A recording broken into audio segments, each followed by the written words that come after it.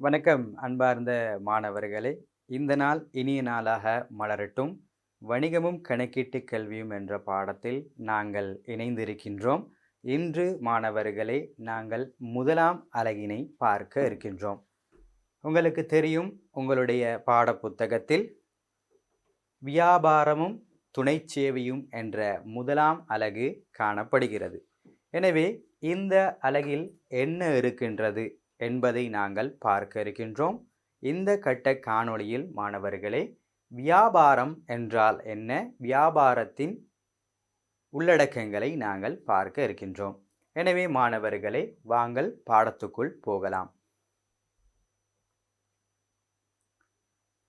வியாபாரத்தினை ஆரம்பிப்பதற்கு முன்னர் நாங்கள் ஏற்கனவே இந்த வணிகக் கல்வி பாடத்தில் தரம் 10 வருகின்ற பொழுது நாங்கள் வணிகம் என்றால் என்ன, வணிகத்தின் நோக்கங்கள் என்ன மற்றும் வணிக பின்னணி பாடம், பின்னர் வணிகத்தின் அக்கறை செலுத்தும் பிரிவினர்கள் பார்த்தோம்.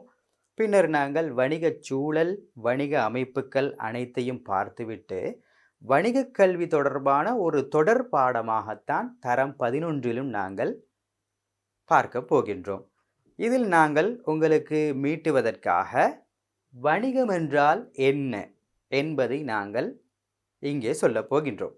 உங்களுக்கு தெரியும் மாணவர்களே, வணிகம் என்றால் என்ன என்று நீங்கள் நன்றாக படித்திருப்பீர்கள், ஞாபகத்தில் வைத்திருப்பீர்கள். எனவே மீண்டும் ஒரு முறை அதனை நாங்கள் பார்ப்போம். வணிகம் என்றால் என்ன என்று பார்ப்போம். பாருங்கள், மனிதர்களது தேவைகளை நிறைவு செய்வதற்கு ஒவ்வொரு மனிதனுக்கும் ஒவ்வொரு தேவைகள் இருக்கின்றன அல்லவா? எனவே பசிக்கு உணவு தேவை, அதே போன்று நாங்கள் பாதுகாப்புக்கு எங்களுக்கு உடை தேவை, நாங்கள் தங்குவதற்கு எங்களுக்கு உறையுள் தேவை. எனவே பிரதானமான தேவைகள் 3: ஒன்று உணவு, உடை, உறையுள் அல்லவா? எனவே மாணவர்களை, இங்கு சொல்கின்றார்கள் மனிதர்களது தேவைகளை நிறைவு செய்து கொள்வதற்கு. எனவே மனிதர்களுக்கு தேவை இருக்கலாம், அந்த தேவையினை நிறைவு செய்யக்கூடிய பல்வேறு வழிமுறைகள் இருக்கலாம். அதற்கு நாங்கள் சொல்லுவோம் விருப்பங்கள் என்று. எனவே மனித தேவை விருப்பங்களை என்று சேர்த்தும் நாங்கள் சொல்ல முடியும். எனவே பாருங்கள், மனிதர்களது தேவைகளை நிறைவு செய்வதற்கு அவசியமான, எனவே எங்களுடைய தேவைகளை பூர்த்தி செய்வதற்கு தேவையான என்ன தேவை? எங்களுடைய தேவை விருப்பங்களை பூர்த்தி செய்வதற்கு பொருட்கள், சேவைகள் தேவை. உதாரணமாக பசிக்கிறது, எங்களுக்கு உணவு தேவை அல்லவா? எனவே உணவுக்காக நாங்கள் பலவிதமான பொருட்களை எடுத்துக்கொள்ளலாம். சோறு சாப்பிடலாம் அல்லது ரொட்டி சாப்பிடலாம். இதெல்லாம் நாங்கள் சொல்லுவோம் பொருட்கள். எனவே இதனை விற்பனை செய்வதற்கு ஒரு வியாபாரியோ ஒரு விநியோகஸ்தரோ எங்களுக்கு தேவை. அவர்களுக்கு நாங்கள் சொல்லுவோம் சேவையாளர்கள். எனவே மனித தேவையை நிறைவு செய்வதற்கு அவசியமான பொருட்கள், சேவைகளை. எனவே இதை நாங்கள் தரம் 10 நாங்கள் படித்துவிட்டோம் மாணவர்களே, பொருட்கள், சேவைகள். எனவே பொருட்கள், சேவைகளுக்கு நாங்கள் உற்பத்திகள் என்றும் சொல்லுவோம் அல்லவா?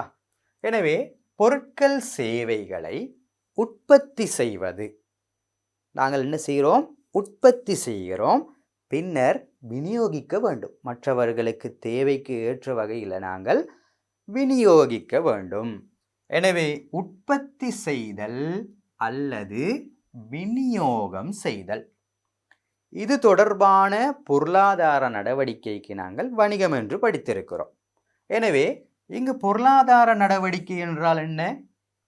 பொருளாதார நடவடிக்கை என்பது பணத்தினால் அளவிடக்கூடிய விடயங்கள், பெறுமதியாக அளவிடக்கூடிய விடயங்களுக்கு நாங்கள் பொருளாதார நடவடிக்கை என்று சொல்வோம் அன்பார்ந்த மாணவர்களே.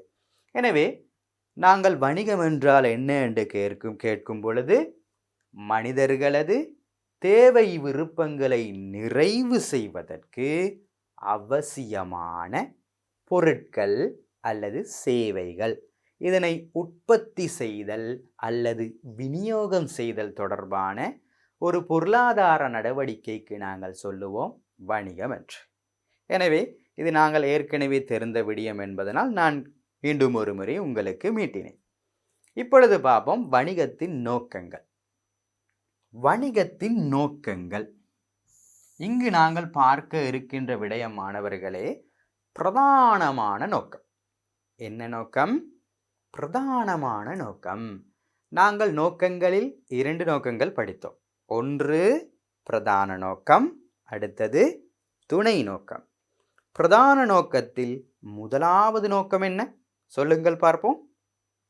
லாபம் உழைத்தல். பாருங்கள், வணிகத்தின் மிக பிரதானமான நோக்கம் லாபம் உழைத்தல். நோக்கம் என்பது என்ன? நாங்கள் எதிர்காலத்தில் நடக்க வேண்டிய ஒன்றை முன்கூட்டியே நாங்கள் எதிர்வு கூறி அதனை நோக்கி நாங்கள் செல்ல வேண்டும் அல்லவா?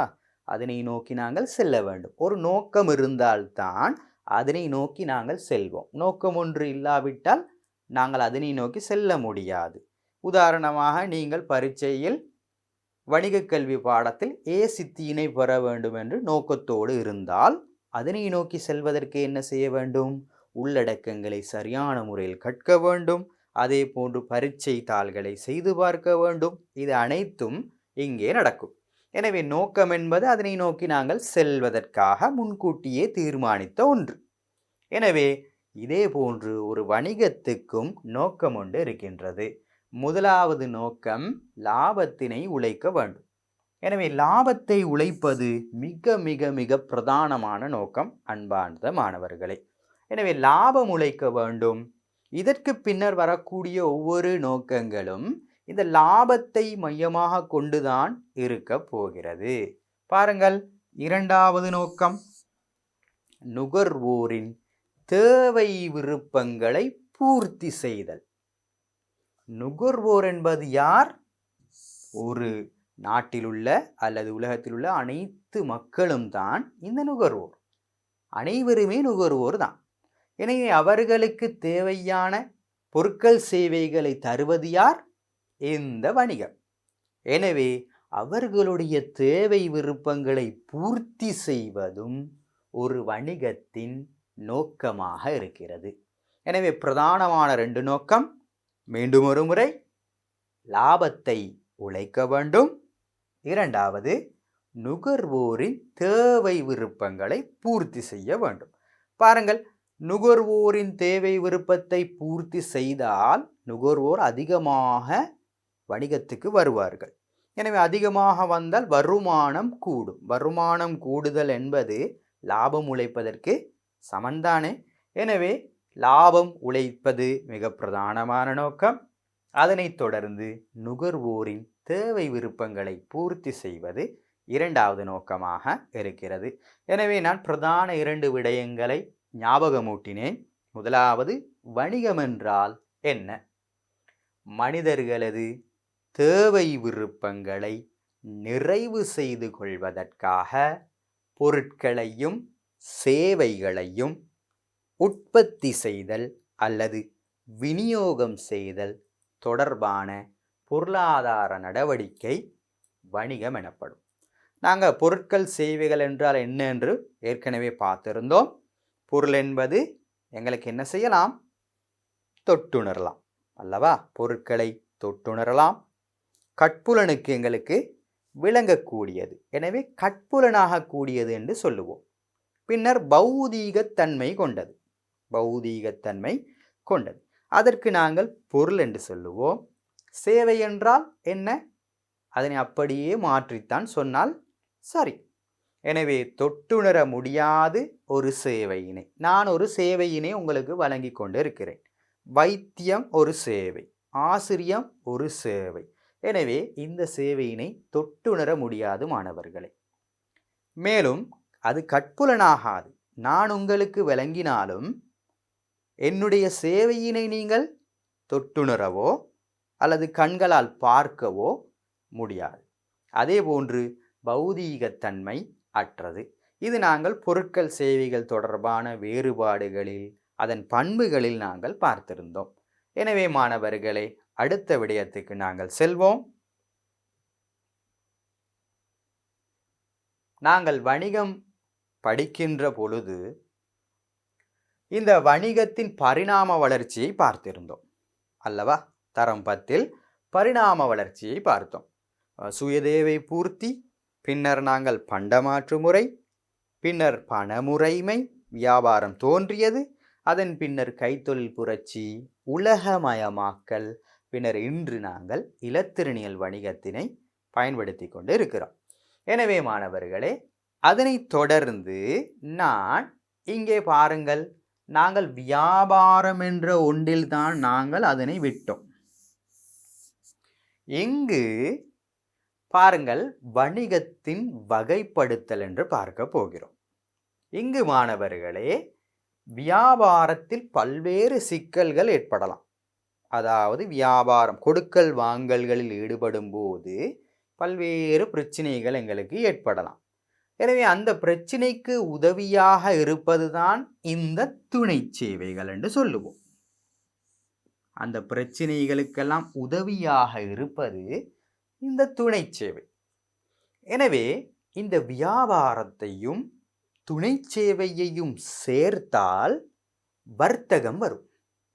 எனவே வியாபாரமும் துணை சேவையும் சேர்ந்த வினைத்திறனான அந்த வியாபாரத்துக்கு நாங்கள் சொல்லுவோம் வர்த்தகம் என்று சொல்லுவோம். வர்த்தகமும் கைத்தொழில் என்று சொல்லுவோம். உற்பத்திகள் இடம்பெறும். கைத்தொழிற்சாலைகள் நாங்கள் பார்த்திருக்கிறோம், அங்கு உற்பத்திகள் இடம்பெறும். எனவே இந்த கைத்தொழிலும் வர்த்தகமும் சேர்ந்த அந்த பெரிய அலகுக்குத்தான் நாங்கள் சொல்லுவோம் வணிகம் என்று. எனவே வணிகம் என்பது பாரியது. வணிகம் என்பது மிக பாரியது. அனைத்தையும் விட அவர்தான் பெரியவர். எனவே வணிகம் என்பதை நாங்கள் என்ன என்று பார்த்திருக்கிறோம். வணிகத்துக்குள் தான் இந்த அனைத்து விதமான வர்த்தகம், கைத்தொழில், வியாபாரம், துணை சேவைகள் அனைத்தும் உள்ளடங்கும் இந்த வணிகத்திற்கு உள். எனவே வணிகத்தினை இரண்டாக பிரிக்கலாம். ஒன்று வர்த்தகம், அடுத்து கைத்தொழில். வர்த்தகம் என்பது வியாபாரத்தினையும் துணை சேவையினையும் சேர்த்தது. வர்த்தகம் என்பது இந்த வியாபாரத்தையும் துணை சேவையையும் சேர்த்து வருவது வர்த்தகம் என்று சொல்லுவோம். இந்த வர்த்தகத்தோடு கைத்தொழில் சேர்ந்தா வணிகம் என்று சொல்லுவோம். வர்த்தகத்துடன் கைத்தொழில் சேர்ந்தால் வணிகம் என்று சொல்லுவோம். இங்கு பிள்ளைகளா கைத்தொழில் முதலாம் நிலை, இரண்டாம் நிலை என்றெல்லாம் இருக்கிறது. அது உங்கள் பாடத்திட்டத்தில் இல்லை என்பதனால் விடுவோம். முதலாம் நிலை விவசாயம், இரண்டாம் நிலை கைத்தொழில் என்றெல்லாம் இருக்கின்றது. எனவே அந்த கைத்தொழில் மாத்திரம் எங்களுக்கு தெரிந்தால் போதும். நாங்கள் இங்கே வணிகத்தின் பின்னர் வர்த்தகத்தின் பிரிவுகளைத்தான் இங்கே முழுமையாக பார்க்க இருக்கின்றோம். இதுதான் உங்களுடைய முதலாம் அலகு. எனவே மாணவர்களே, வர்த்தகத்தை இரண்டாக பிரிப்போம். சொல்லுங்கள் பார்ப்போம்.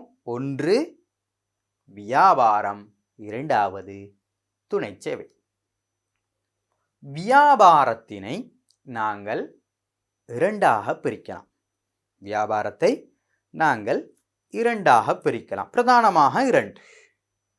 ஒன்று உள்நாட்டு வியாபாரம். உள்நாடு வணிக கல்வியில் மாணவர்களே, அந்த தலைப்பிலேயே விடயம் இருக்கும். அந்த தலைப்பை கொண்டே இதுதான் விடயம் என்று நாங்கள் உத்தேசித்து கொள்ளலாம்.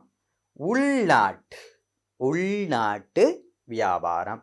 எனவே நாட்டிற்கு உள்நாட்டு வியாபாரம் என்று சொல்லுவோம். சர்வதேச வியாபாரம். சர்வதேசம் என்பது வெளிநாடு அல்லவா? வெளிநாட்டுடனான கொடுக்கல் வாங்கல்களை மேற்கொள்வது சர்வதேசம். இலங்கைக்கு வெளியே, இலங்கைக்கு உள். இலங்கைக்கு உள் என்றால் உள்நாட்டு வியாபாரம் என்று சொல்லுவோம். இலங்கைக்கு வெளியவும் நாங்கள் கொடுக்கல் வாங்கல்கள் ஈடுபட்டால் சர்வதேச வியாபாரம் என்று சொல்லுவோம். எனவே வியாபாரம் பிரதானமாக இரண்டு வகை மாணவர்களே. ஒன்று உள்நாட்டு வியாபாரம், இரண்டு சர்வதேச வியாபாரம். இன்னொரு பெயர் இருக்கிறது, வெளிநாட்டு வியாபாரம் என்று சொல்லுவோம். எனவே உள்நாட்டு வியாபாரம், சர்வதேச வியாபாரம். அடுத்ததாக பாருங்கள், உள்நாட்டு வியாபாரத்தை, இலங்கைக்கு உள் இடம்பெறுகின்ற வியாபாரத்தை நாங்கள் இரண்டாக பிரிக்கலாம். ஒன்று சில்லறை வியாபாரம். சில்லறை வியாபாரம் என்பது சாதாரணமான கடைகள், பலசரக்கு கடைகள் என்பவற்றை நாங்கள் சில்லறை வியாபாரத்துக்கு உதாரணமாக சொல்லலாம். சில்லறை வியாபாரம் சில்லறையாக விற்பனை செய்யக்கூடிய வியாபாரம். நாங்கள் மேலோட்டமாகத்தான் இங்கே பார்க்கின்றோம். விரிவாக நாங்கள் இந்த பாடத்திற்கு உள்ளே நாங்கள் பார்க்க இருக்கின்றோம். இரண்டாவது மாணவர்களே, மொத்த வியாபாரம். மொத்தமாக இடம்பெறும் வியாபாரத்துக்கு சொல்லுவோம் மொத்த வியாபாரம் என்று. எனவே சில்லறை வியாபாரம் சில்லறையாக பகுதியாக வியாபாரம் இடம்பெறும். மொத்த வியாபாரம் என்பது மொத்தமாக வியாபாரம் இடம்பெறும். எனவே இங்கே பல பொருட்கள் ஒரே டைமில் நாங்கள் என்ன செய்வோம், ஒரே நேரத்தில் கொள்வனவு விற்பனை இடம்பெறும். இங்கு பகுதி சிறிய பொருட்கள் கொடுக்கல் வாங்கல்களில் ஈடுபடப்படும். எனவே சில்லறை வியாபாரம் மொத்த வியாபாரம் என்று இரண்டு வகை. சர்வதேச வியாபாரம் என்பது எமது நாடு வெளிநாட்டுடன் கொடுக்கல் வாங்கல்களில் ஈடுபடுதல். எனவே இந்த சர்வதேச வியாபாரம் இரண்டு வகைப்படும் மாணவர்களே. ஒன்று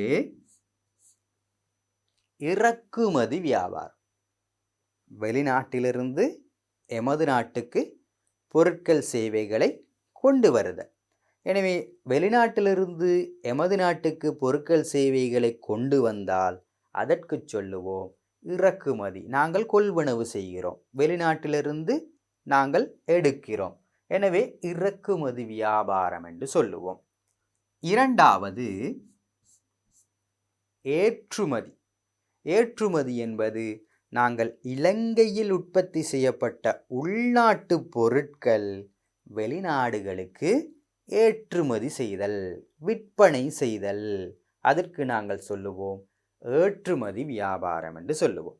எனவே சர்வதேச வியாபாரம் பிரதானமாக இரண்டு வகை. இறக்குமதி வியாபாரம், அடுத்து ஏற்றுமதி வியாபாரம் என்று சொல்லுவோம். எனவே வியாபாரம் இரண்டு வகை, பிரதானமாக உள்நாட்டு வியாபாரம், சர்வதேச வியாபாரம். உள்நாட்டு வியாபாரம் இரண்டு, சில்லறை வியாபாரம், மொத்த வியாபாரம். பின்னர் சர்வதேச வியாபாரம் இரண்டு, இறக்குமதி வியாபாரம், ஏற்றுமதி வியாபாரம் என்று சொல்லுவோம்.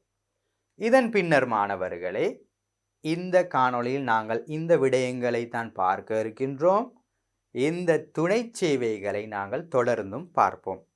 துணை சேவைகள் என்பது வியாபாரத்தில் பல சிக்கல்கள் ஏற்படலாம், அதனை நிவர்த்தி செய்வதற்கு உதவியாக இருக்கக்கூடிய சேவைகள் துணை சேவைகள் என்று சொல்லுவோம்.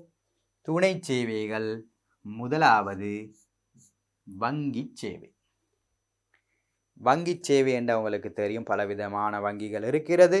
அதில் நாங்கள் வர்த்தக வங்கிகளைத்தான் இங்கே பார்க்க இருக்கின்றோம். வங்கி சேவை, பேங்க் தொடர்பான சேவைகள். இரண்டாவது தொடர்பாடல். நாங்கள் நவீன காலத்தில் பல்வேறுபட்ட தொடர்பாடல் முறைகளை பயன்படுத்துகிறோம் அல்லவா? கையடக்க தொலைபேசி, அதே மாதிரி மின்னஞ்சல் போன்ற பல விதமான வாட்ஸ்அப், வைபர் போன்ற விடயங்கள் அனைத்தையும் நாங்கள் பயன்படுத்துகிறோம். அவை பற்றிய விடயங்களை நாங்கள் தொடர்பாடல் என்ற பாடத்தில் பார்ப்போம். அடுத்ததாக போக்குவரத்து என்பது நீங்கள் வீட்டிலிருந்து பாடசாலைக்கு போகின்றீர்கள். எதில் போகின்றீர்கள்? பஸ்ஸிலா, அல்லது புகையிரத வண்டியிலா, அல்லது சைக்கிளிலா? இப்படி நீங்கள் பல்வேறுபட்ட போக்குவரத்து வழிகளை தெரிவு செய்து கொள்ளலாம். எனவே போக்குவரத்துக்குள் பல்வேறு ஊடகங்கள், வழி மற்றும் தரிப்பிடம் போன்ற விடயங்களை அனைத்தும் போக்குவரத்து பாடத்தில் கற்போம். நான்காவது காப்புறுதி. ஒரு வியாபாரம் கொண்டு செல்லப்படுகின்ற பொழுது பல்வேறு இடர்கள் ஏற்படலாம், பண ரீதியான இழப்புகள் ஏற்படலாம். அந்த பண ரீதியான இழப்பினை ஈடு செய்து கொள்வதற்காக நாங்கள் காப்புறுதி சேவையினை பயன்படுத்தலாம். காப்புறுதி சேவை எங்களுக்கு உதவிகரமாக இருக்கும். எனவே காப்புறுதி பாடத்தில் நாங்கள் இந்த காப்புறுதி தொடர்பான விடயங்களை நாங்கள் பார்ப்போம். எனவே துணை சேவைகள் 4, இந்த 4 விடயத்தை மாத்திரம்தான் நாங்கள் தரம் 11 பார்ப்போம். முதலாவது வங்கி சேவை, இரண்டாவது தொடர்பாடல், மூன்றாவது போக்குவரத்து, நான்காவது காப்புறுதி. எனவே இது அனைத்தும் உங்கள் முதலாம் அலகாக இருக்கும். இதில் நாங்கள் இந்த விடயங்களை பார்ப்போம். இன்று நாங்கள் வியாபாரத்தை பற்றி முழுமையாக பார்ப்போம். எனவே மீண்டும் ஒரு முறை, வணிகம் பிரதானமாக 2, வர்த்தகம், கைத்தொழில். வர்த்தகம் பிரதானமாக 2, ஒன்று வியாபாரம், இரண்டாவது துணை சேவை. வியாபாரம் பிரதானமாக 2, ஒன்று உள்நாட்டு வியாபாரம், வெளிநாட்டு வியாபாரம். உள்நாட்டு வியாபாரம் பிரதானமாக 2, சில்லறை வியாபாரம், மொத்த வியாபாரம். சர்வதேச வியாபாரம் 2, இறக்குமதி வியாபாரம், ஏற்றுமதி வியாபாரம். பின்னர் துணை சேவைகள் 4, வங்கி சேவை, தொடர்பாடல் சேவை, போக்குவரத்து மற்றும் காப்புறுதி சேவை. எனவே இந்த பாடத்தின் மேலோட்டமான விடயங்கள் உங்களுக்கு விளங்கி இருக்கும். நாங்கள் தொடர்ந்து போவோம் அடுத்த விடயத்துக்கு. வர்த்தகம், வியாபாரம், பின்னர் துணை சேவை, இது இரண்டும் சேர்ந்தால் வர்த்தகம். மேலும் வணிகம் 2ஆக பிரிக்கப்படும். ஒன்று வர்த்தகம், பின்னர் கைத்தொழில். இங்கே நாங்கள் வர்த்தகத்திலிருந்து ஆரம்பிப்போம். வணிகம் என்றால் என்ன என்று பார்த்துவிட்டோம். பின்னர் வர்த்தகம் என்றால் என்ன என்று பார்ப்போம். பாருங்கள், வியாபாரத்தையும் கூட்டல் துணை சேவையினையும் உள்ளடக்கியது வர்த்தகமாகும். மிகவும் இலகுவாக சொல்லலாம். வியாபாரத்தையும் துணை சேவையையும் சேர்த்தால், இணைத்தால் வர்த்தகம் வரும். எனவே வியாபாரத்தை விட வர்த்தகம் ஒரு பெரிய அலகா அல்லது சிறிய அலகா? நிச்சயமாக வர்த்தகம் ஒரு பெரிய அலகு. வர்த்தகத்தை விட வணிகம் சிறிய அலகா, பெரிய அலகா? வணிகம் மிகப்பெரிய அலகு. எனவே வர்த்தகம் 2ஆக பிரிப்படும். ஒன்று நாங்கள் சொல்லுவோம் வியாபாரம், அடுத்து துணை சேவை. இது இரண்டையும் சேர்த்தால் வர்த்தகம் உருவாகிறது. பாருங்கள், வர்த்தகத்தினை 2ஆக பிரிக்கலாம். ஏற்கனவே பார்த்து விட்டோம். என்ன? ஒன்று வியாபாரம், 2 துணை சேவை அல்லவா? ஏற்கனவே நாங்கள் பார்த்திருப்போம். ஒரு வட்டம், 3 வட்டங்கள் தந்திருப்பார்கள் அல்லவா? A, B, C. இதில் வர்த்தகம், வியாபாரம், வணிகம் எங்கு இருக்கிறது என்று சொல்லுங்கள் பார்ப்போம். முதலாவது வியாபாரம். வியாபாரம் எது? ஏயா, பியா, சியா? வியாபாரம் என்பது ஏ. எனவே இது வியாபாரமாக இருக்கும்.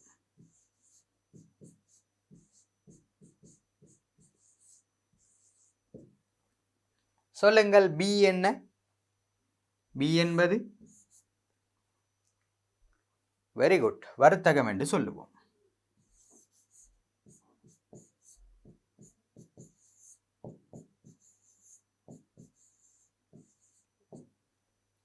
சி என்பது என்ன? நிச்சயமாக வணிகம். ஏன் இவ்வாறு குறிப்பிடுகிறோம் என்றால், வர்த்தகம் என்பது சிறிய அலகு, வணிகம் என்பது பாரிய ஒரு அலகு. எனவே வணிகம் என்பது எப்பொழுதுமே அனைத்தையும் கவர் பண்ணியதாக அவர் இருப்பார். எனவே அனைத்தையும் உள்ளடக்கியவராக வணிகம் இருப்பார். எனவே வணிகம் என்பது சி ஆகவும், பி என்பது வர்த்தகமாகவும், ஏ என்பது வியாபாரம் என்றும் நாங்கள் சொல்லலாம். எனவே மாணவர்களே, நாங்கள் வர்த்தகம் என்றால் என்ன என்று பார்த்து விட்டோம். வர்த்தகம் என்பது இந்த வியாபாரத்தையும் துணை சேவையையும் உள்ளடக்கியது. எனவே மறக்கக்கூடாது மாணவர்களை, நாங்கள் ஒவ்வொரு விடயத்தை கற்கும் பொழுதும் இதனை நாங்கள் இறுதியாகவும் அறுதியாகவும் மனதில் வைத்து கொள்ள வேண்டும். எனவே மாணவர்களே, அடுத்த விடயத்துக்கு போவோம். வியாபாரம். எங்களுடைய பாடத்துக்கு நாங்கள் வந்துவிட்டோம். வியாபாரம் என்றால் என்ன? நாங்கள் வணிகம் என்றால் என்ன என்று பார்த்து விட்டோம். வர்த்தகம் என்றால் என்ன என்று பார்த்து விட்டோம். இப்பொழுது வியாபாரம் என்றால் என்ன என்று பார்க்க இருக்கிறோம். சொல்லுங்கள் மாணவர்களை, வியாபாரம் என்றால் என்ன? இவ்வளவு நாள் நீங்கள் உங்கள் மனதில் வைத்து கொண்ட விடயம் என்ன? வியாபாரம் என்பது என்ன? ஒரு கொடுக்கல் வாங்கல், சரி. ஒரு கொள்வனவு, ஒரு விற்பனை, சரி. ஒரு பரிமாற்றம், அதுவும் சரி. ஒரு பொருளை வாங்கி பணத்தை கொடுப்பது, அதுவும் சரி. ஒரு கடைக்கு சென்றால் நாங்கள் ஒரு பொருளை வாங்குவோம், அதற்கு பதிலாக பணத்தை கொடுப்போம். நாங்கள் ஒரு வியாபாரியாக இருந்தால் பொருளை கொடுப்போம், பணத்தை எடுப்போம். இதற்குத்தானே நாங்கள் வியாபாரம் என்று சொல்லுவோம். ஆம், உண்மைதான். எனவே அதே விடயத்தை தான் நாங்கள் வரைவிலக்கண வடிவிலும் சொல்ல போறோம். பாருங்கள், பொருட்களையும் சேவைகளையும் நாங்கள் இரண்டு விடயத்தை கொள்வனவு செய்யலாம், விற்பனை செய்யலாம். ஒன்று பொருள், அடுத்து சேவை. இரண்டையும் சேர்த்து நாங்கள் உற்பத்தி என்று சொல்லலாம். எனவே உற்பத்திகளை அல்லது பொருட்களையும் சேவைகளையும் பாருங்கள். கொள்வனவு செய்தல், கடைக்கு சென்றால் பொருட்களை கொள்வனவு செய்வோம். அல்லது விற்பனை செய்தல், நாங்கள் ஒரு வியாபாரியாக இருந்தால், நாங்கள் ஒரு உரிமையாளராக இருந்தால் பொருட்களை விற்பனை செய்வோம், அவரிடமிருந்து பணத்தை எடுப்போம். எனவே பொருட்களையும் சேவைகளையும் கொள்வனவு செய்தல். கொள்வனவு என்பது நாங்கள் பெற்றுக்கொள்வது அல்லவா, நுகர்தல் என்றும் சொல்லுவோம். கொள்வனவு செய்தல் அல்லது இன்னொருவருக்கு நாங்கள் விற்பனை செய்தல். இந்த இரண்டு நடவடிக்கையும் இடம்பெற்றால் அதுக்கு நாங்கள் சொல்லுவோம் வியாபாரம். என்ன சொல்லுவோம்? வியாபாரம் என்று சொல்லுவோம். எனவே நான் இங்கே இந்த கொள்வனவையும் விற்பனையையும் நான் கொஞ்சம் நன்றாக ஹைலைட் பண்ணி காட்டுகிறேன். முக்கியமான இரண்டு விடயங்கள், கொள்வனவு, விற்பனை. அது உற்பத்திகள் இரண்டையும் நாங்கள் கொள்வனவு செய்யலாம், விற்பனை செய்யலாம். பொருட்களுக்கு நாங்கள் உதாரணத்தை சொல்லிவிட்டோம். ஒரு கடைக்கு சென்று சீனியினை கொள்வனவு செய்கின்றீர்கள் அல்லது அரிசி கொள்வனவு செய்கின்றீர்கள். ஓகே, இப்பொழுது சேவையினை எப்படி கொள்வனவு செய்வது? சேவையினை எப்படி நாங்கள் கொள்வனவு செய்யலாம்? சொல்லுங்கள் பார்ப்போம். உதாரணமாக, நீங்கள் ஒரு சிகை அலங்கார நிலையத்துக்கு செல்கின்றீர்கள்.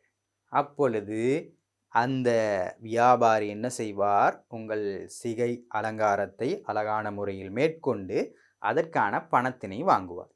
அங்கு நீங்கள் ஏதாவது ஒரு பொருளையா கொண்டு வருகின்றீர்கள்? அல்ல, ஒரு சேவையினை, அதன் பயனை நீங்கள் பெற்றுக்கொள்கின்றீர்கள். எனவே அதற்கான பணத்தினையும் செலுத்திதான் நாங்கள் என்ன செய்ய வேண்டும்? மீண்டும் வர வேண்டும். எனவே சேவையினையும் நாங்கள் கொள்வனவு செய்யலாம், விற்பனை செய்யலாம். எனவே அதுவும் ஒரு வியாபாரம் தான் மாணவர்களே. வைத்தியம் ஒரு சேவை. நீங்கள் சுகையீனம் காரணமாக ஒரு வைத்தியரிடம் சென்று நீங்கள் மருந்து எடுக்கின்றீர்கள். அவருக்கு நாங்கள் பணத்தினை செலுத்த வேண்டும். எனவே அதுவும் ஒரு சேவை. அதற்காகவும் நாங்கள் பணம் செலுத்துகிறோம். அதுவும் ஒரு வியாபாரம். எனவே வியாபாரம் என்பது பொருட்கள், சேவைகளை கொள்வனவு செய்தல், விற்பனை செய்தல். மிகவும் இலகுவான ஒன்று. எனவே மாணவர்களே, நாங்கள் நினைவில் வைத்துக் கொள்ளுவோம். இங்கு பணப்பரிமாற்றம், கொடுக்கல் வாங்கல்கள் இடம்பெறுகின்றன. பணப்பரிமாற்றம் என்பது என்ன? பணத்தினை கொடுக்க போகிறோம். பொருளை வாங்கினால் பணத்தை நாங்கள் கொடுக்க வேண்டும். ஒரு சீனி வாங்குகிறோம், 100 ரூபாய் செலுத்துகிறோம். எனவே பணப்பரிமாற்றம் இடம்பெறும். அடுத்து கொடுக்கல் வாங்கல்கள் என்று சொல்வது பணத்தை கொடுத்தால் ஒரு பொருள், பொருளை கொடுத்தால் ஒரு பணம் கிடைக்கும். எனவே இந்த 2 விடயங்களும் இடம்பெறுவதனால் அதற்கு நாங்கள் கொடுக்கல் வாங்கல் என்று சொல்லுவோம். எனவே பணப்பரிமாற்றம் கொடுக்கல் வாங்கல்கள் இடம்பெறும். பாருங்கள், வியாபாரத்தினை 2ஆக பிரிக்கலாம். சொல்லுங்கள். ஒன்று உள்நாட்டு வியாபாரம், உள்நாட்டு வியாபாரம். இரண்டாவது வெளிநாட்டு வியாபாரம், வெளிநாடு. எனவே வியாபாரத்தினை நாங்கள் பிரதானமாக 2ஆக பிரிக்கலாம். ஒன்று உள்நாட்டு வியாபாரம், இரண்டாவது வெளிநாட்டு வியாபாரம் என்று சொல்லுவோம். எனவே மீண்டும் ஒரு முறை, வியாபாரம் என்றால் என்ன? பொருட்கள் சேவைகளை கொள்வனவு செய்வது, விற்பனை செய்வது வியாபாரம் எனப்படும். வியாபாரம் 2 வகை. ஒன்று உள்நாட்டு வியாபாரம், இரண்டாவது வெளிநாட்டு வியாபாரம். இப்பொழுது நாங்கள் ஒவ்வொரு பிரிவாக பார்க்க போகிறோம். உள்நாட்டு வியாபாரம் இது எதன் பிரதான வகை மாணவர்களே? உள்நாட்டு வியாபாரம் என்பது வியாபாரத்தின் ஒரு வகை. எனவே வியாபாரம் உள்நாட்டு வியாபாரம், வெளிநாட்டு வியாபாரம் என்று 2ஆக பிரிப்போம். இப்பொழுது நாங்கள் பார்க்க இருப்பது உள்நாட்டு வியாபாரம், உள்நாடு என்று சொல்லுவோம். எனவே மாணவர்களே, உள்நாட்டு வியாபாரம் என்றால் என்ன? வியாபாரம் என்பது எங்களுக்கு தெரியும். பொருட்கள் சேவைகளை கொள்வனவு செய்வது, விற்பனை செய்வது. உள்நாட்டு வியாபாரம் என்பது, இதோடு ஒரு விடயத்தை நாங்கள் இணைத்துக் கொள்வோம். உள்நாட்டிற்குள், ஒரு நாட்டின் எல்லைக்குள். எனவே பாருங்கள், நாடொன்றின் எல்லைக்குள், ஒரு நாட்டின் எல்லைக்குள், இலங்கையின் எல்லைக்குள் அந்நாட்டின் பண அலகினை பயன்படுத்தி, இலங்கை ரூபாவினை பயன்படுத்தி, எனவே அந்நாட்டு பண அலகினை பயன்படுத்தி பல்வேறு பிரிவினர்களுக்கு இடையில் இடம்பெறும் கொடுக்கல் வாங்கல்கள் வியாபாரம் என்று சொல்லுவோம். எனவே நாங்கள் முன்னர் வியாபாரத்துக்கு சொன்னது போல, நாடொன்றின் எல்லைக்குள் பொருட்கள் சேவைகளை கொள்வனவு செய்தல், விற்பனை செய்தல் வியாபாரம் எனப்படும் என்றும் சொல்லலாம். இலகுவான ஒன்று. ஒரு நாடொன்றின் எல்லைக்குள் அந்நாட்டின் பண அலகினை பயன்படுத்தி பொருட்கள் சேவைகளை கொள்வனவு செய்தல், விற்பனை செய்தல் உள்நாட்டு வியாபாரம். எனவே நாங்கள் வியாபாரத்தை வைத்துக்கொண்டு இந்த உள்நாட்டை நாங்கள் சேர்த்து கொண்டால் போதுமானது. ஒரு நாட்டின் எல்லைக்குள் ஒரு நாடு இருக்கிறது, அதன்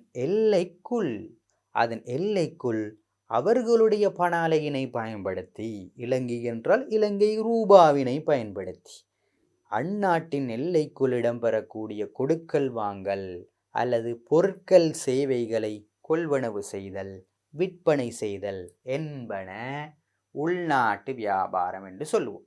எனவே மாணவர்களே, நாங்கள் சிந்திக்கும் விடயம்தான். இதை எழுதும் பொழுது நாங்கள் பல சிக்கல்களுக்கு உள்ளாகின்றோம். எனவே மாணவர்களே, இந்த வணிக கல்வி பாடத்தை நாங்கள் யதார்த்த நிலைமைகளோடு, நடைமுறையில் உள்ள விடயங்களோடு நாங்கள் சேர்த்து கற்றுக்கொள்ளலாம் என்பதனால் இந்த வணிக கல்வி பாடம் மிக இலகுவான ஒரு பாடம். எனவே அதனை மனதில் வைத்துக்கொண்டு இந்த விடயத்தை சொல்லி பாருங்கள். ஒரு நாடொன்றின் எல்லைக்குள், ஒரு நாடொன்றின் எல்லைக்குள், இலங்கையின் எல்லைக்குள் அந்நாட்டின் பண அலகினை பயன்படுத்தி, இலங்கை என்றால் ரூபாவினை பயன்படுத்தி பொருட்கள் சேவைகளை கொடுக்கல் வாங்கல்களில் ஈடுபடுத்தினால் அது உள்நாட்டு வியாபாரம் என்று சொல்லுவோம். எனவே நாங்கள் இந்த பல்வேறு பிரிவினர்களுக்கு இடையில் என்று சொல்லும் பொழுது, வியாபாரம் இடம்பெறும் பொழுது பிள்ளைகளா 2 பேர் மிக அவசியமாக இருக்கின்றார்கள் அல்லவா?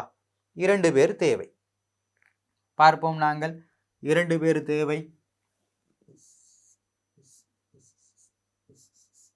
ஒரு ஆள் பொருளை என்ன செய்வார்? கொடுப்பார். இந்த பொருளை பெறுபவர் ஒருவர் இருப்பார். அவர் பொருளை என்ன செய்வார்? எடுத்துவிட்டு பணத்தினை செலுத்துவார். பணத்தினை செலுத்துவார். எனவே ஒரு நபர் பொருளினை வழங்குவார், இன்னொரு நபர் பணத்தினை செலுத்துவார். அல்லது சேவையினை வழங்குவார். பொருளை வழங்கலாம் அல்லது சேவையினை வழங்கலாம். இவர் என்ன செய்வார்? பணத்தினை கொடுப்பார். எனவே 2 பிரிவினர்கள் அவசியம். 2க்கு மேற்பட்ட பிரிவினர்கள் இருக்கலாம், ஆனால் 2 பிரிவினர்கள் மிகவும் அவசியம். ஒரு பிரிவினர் மாத்திரம் கொடுக்கல் வாங்கல்களில் ஈடுபட முடியாது. எனவே பல்வேறு பிரிவினர்கள் என்று சொல்லும் பொழுது மாணவர்களே குறைந்தது 2. எனவே 2 பேர் மிக மிக அவசியம். எனவே நாடொன்றின் எல்லைக்குள் அந்நாட்டின் பண அலகினை பயன்படுத்தி பல்வேறு பிரிவினர்களுக்கு இடையில் இடம்பெறும் வியாபாரம் உள்நாட்டு வியாபாரம் அல்லது இடம்பெறும் கொடுக்கல் வாங்கல் உள்நாட்டு வியாபாரம் எனப்படும். உள்நாட்டு வியாபாரம் 2 வகை. சொல்லுங்கள், விரைவாக சொல்லுங்கள் பார்ப்போம். சில்லறை வியாபாரம், மொத்த வியாபாரம். சில்லறை வியாபாரம் எங்களுக்கு நன்றாக தெரிந்த ஒன்று. இது சில்லறை வியாபாரம். அடுத்தது மொத்த வியாபாரம், மொத்தமாக இடம்பெறும் வியாபாரம். நீங்கள் ஒரு கடைக்கு சென்றால் அந்த கடையில் நீங்கள் பொருட்கள் சேவைகளை கொள்வனவு செய்கின்றீர்கள். பொருட்களை கொள்வனவு செய்கின்றீர்கள் என்று வைப்போம். நீங்கள் அரிசியினை கொள்வனவு செய்கின்றீர்கள். வீட்டுக்கு அரிசியினை கொள்வனவு செய்வதற்கான காரணம் என்ன? சாப்பிட வேண்டும், உண்ண வேண்டும். எனவே அந்த அரிசியினை நாங்கள் வேறொருவருக்கு விற்பனை செய்வதற்கு அல்ல வாங்குகிறோம். நாங்கள் அதனை பயன்படுத்த, இறுதியில் நாங்கள் அதனை முடித்து விடுவோம். எங்களுக்கு பின் அது வேறொருவர் நாங்கள் என்ன செய்ய மாட்டோம்? மீண்டும் பெற்றுக்கொள்ள மாட்டோம். எனவே நாங்கள் கொள்வனவு செய்வது எங்களுடன் முடிந்து விட்டது. அந்த தொழிற்பாடு எங்களுடன் முடிந்து விட்டது. எனவே அதற்கு நாங்கள் சொல்லுவோம் வணிகத்தில் இறுதி நுகர்வு என்று சொல்லுவோம். என்ன சொல்லுவோம்? இறுதி நுகர்வு. கடைசி, முடிந்து விட்டது எங்களுடன். எனவே அந்த சில்லறை கடையிலிருந்து நாங்கள் பொருட்கள் சேவைகளை கொள்வனவு செய்கிறோம், நாங்கள் பெற்றுக்கொள்ள. எனவே அதற்கு நாங்கள் சொல்லுவோம் இறுதி நுகர்வுக்காக நான் கொள்வனவு செய்தேன். அரிசியினை ஏன் கொள்வனவு செய்தேன்? இறுதி நுகர்வுக்காக. எனவே இவ்வாறு இறுதி நுகர்வு நோக்கம் கொண்டவர்கள் நாம் அல்லவா? நாம் தான் இறுதி நுகர்வு நோக்கம் கொண்டவர்கள். அவர்களுக்காக யார் விற்பனை செய்கின்றாரோ அவருக்கு சொல்லுவோம் சில்லறை வியாபாரி என்று சொல்லுவோம். சில்லறை வியாபாரி. அந்த சில்லறை வியாபாரி மேற்கொள்ளும் நடவடிக்கைக்கு சில்லறை வியாபாரம் என்று சொல்லுவோம். எனவே மேலோட்டமாக நான் ஒரு உதாரணம் சொன்னது. எனவே நாங்கள் சாதாரணமாக ஒரு கடைக்கு சென்றால் நாங்கள் இறுதி நுகர்வுக்குத்தான் கொள்வனவு செய்கின்றோம் என்றால் அந்த வியாபாரம் சில்லறை வியாபாரம். ஒரு சிறப்பங்காடிக்கு செல்கின்றீர்கள், ஒரு ஃபுட் சிட்டிக்கு போகின்றீர்கள். அங்கு நீங்கள் தேவையான விருப்பமான ஒவ்வொரு பொருட்களையும் நீங்கள் என்ன செய்யலாம்? கொள்வனவு செய்யலாம். இவ்வாறு கொள்வனவு செய்ததன் பின்னர் அதனை நீங்கள் வீட்டுக்கு கொண்டு வந்து உங்களுடைய தங்கைக்கு, தாய்க்கு, அப்பாவுக்கு கொடுப்பீர்கள். இவ்வாறு கொடுத்ததன் பின்னர் அனைவரும் உட்கொள்ளலாம் அல்லது அந்த பொருளை பயன்படுத்தலாம். எனவே அதன் பின்னர் வேறு யாரும் அதனை மீண்டும் விற்பனை செய்ய மாட்டார்கள். அத்துடன் அந்த நுகர்வு முடிந்து விட்டது. எனவே இவ்வாறு முடியுமாயின் அந்த வியாபாரத்துக்கு நாங்கள் சொல்லுவோம் சில்லறை வியாபாரம். புரிந்திருக்கும் என்று நினைக்கிறேன். அடுத்ததாக மொத்த வியாபாரம். இதற்கு ஒரு உதாரணம், நீங்கள் ஒரு கடைக்கு செல்லும் பொழுது நிறைய பாரிய வாகனங்கள், லொரி எல்லாம் இருக்கும். அதில் அரிசி மூடைகளை இறக்குவார்கள் அல்லது பல்வேறுபட்ட பிஸ்கட்களை அல்லது பல்வேறுபட்ட சவர்க்காரங்களை இறக்குவார்கள், கண்டிருப்பீர்கள். இவ்வாறு செய்கின்ற அந்த வியாபாரம் மொத்த வியாபாரம் என்று சொல்லுவோம். இவர்கள் ஓரிரண்டு பொருட்களை வாங்க மாட்டார்கள். இவர்கள் தான் மொத்தமாக பொருட்களை மொத்தமாகத்தான் கொடுப்பார்கள். அதுவும் எங்களுக்காக தரமாட்டார்கள். நாங்கள் சாதாரண நுகர்வோர் அல்லவா? நாங்கள் சாதாரண நுகர்வோர்களுக்கு அவர்கள் பொருட்களையோ சேவைகளோ தரமாட்டார்கள். யாருக்கு தருவார்கள் என்றால் இந்த சில்லறை வியாபாரிக்கு இவர் கொடுப்பார். சில்லறை வியாபாரிக்கு இவர் கொடுப்பார். மொத்தமாக கொடுத்ததன் பின்னர் இவர் எங்களுக்கு பகுதி பகுதியாக தருவார். எனவே இந்த மொத்த வியாபாரி நாங்கள் ஒரு அரிசி மூடை தாருங்கள் என்று சொல்லும்போது தருவாரா? தரமாட்டார். ஏனென்றால் அவருக்கு அதில் நட்டம் ஏற்படும். எனவே மொத்தமாகத்தான் ஒவ்வொரு கடைகளுக்கும் ஒவ்வொரு சந்தைக்கும் சென்று இவர் விற்பனை செய்வார். எனவே மொத்த வியாபாரம் என்பது மொத்தமாகத்தான் இடம்பெறும். சில்லறை வியாபாரம் என்பது பகுதி பகுதியாக எங்களுக்கு தருவார்கள். எனவே இது இறுதி நுகர்வோருக்கு விற்பார்கள், எங்களுக்கு இவர் தருவார். இவர் சில்லறை வியாபாரிக்கு கொடுப்பார், அதாவது மீள் விற்பனை நோக்கம் கொண்டோருக்கு. இந்த சில்லறை வியாபாரி என்ன செய்வார்? இவரிடமிருந்து வாங்கி மீண்டும் எங்களுக்கு தருவார். இந்த மொத்த வியாபாரியிடமிருந்து சில்லறை வியாபாரி எடுத்து பொருளை எங்களுக்கு பொருட்களை கொஞ்சம் கொஞ்சமாக தருவார். எனவே இந்த மொத்த வியாபாரி சொல்லுவார், இந்த சில்லறை வியாபாரி ஒரு மீள் விற்பனை நோக்கமுடையவர். இவர் சொல்லுவார் என்ன? இந்த சில்லறை வியாபாரி மீள விற்பனை செய்வதற்காக என்னிடம் கொள்வனவு செய்கிறார் என்று யார் சொல்லுவா? இந்த மொத்த வியாபாரி சொல்லுவார். எனவே இவர் மீள் விற்பனைக்காக கொள்வனவு செய்கிறார். இந்த சில்லறை வியாபாரி மீள் விற்பனைக்காக, மீள் எனக்கு விற்பனை செய்வதற்காக கொள்வனவு செய்கிறார். எனவே மொத்த வியாபாரிகள் மீள் விற்பனை நோக்கம் கொண்டோருக்கு பொருட்களை விற்பனை செய்வார்கள். மொத்த வியாபாரிகள் மீள் விற்பனை நோக்கம் கொண்டோருக்கு பொருட்கள் சேவைகளை விற்பனை செய்வார்கள். சில்லறை வியாபாரி இறுதி நுகர்வோருக்கு என்ன செய்வாங்க? பொருட்கள் சேவைகளை விற்பனை செய்வாங்க. எனவே இங்கு சாதாரணமாக சில்லறை வியாபாரி, மொத்த வியாபாரி என்றெல்லாம் இருக்கின்றது. இது தொடர்பாக நாங்கள் இன்னும் சில விஷயங்களை பார்ப்போம்.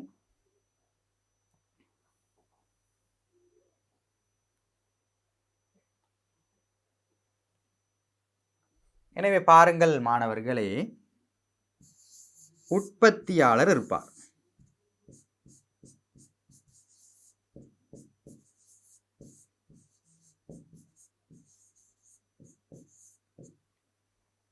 இந்த உற்பத்தியாளர் தான் உற்பத்தி செய்த பொருட்களை மொத்த வியாபாரிக்கு கொடுக்கலாம்.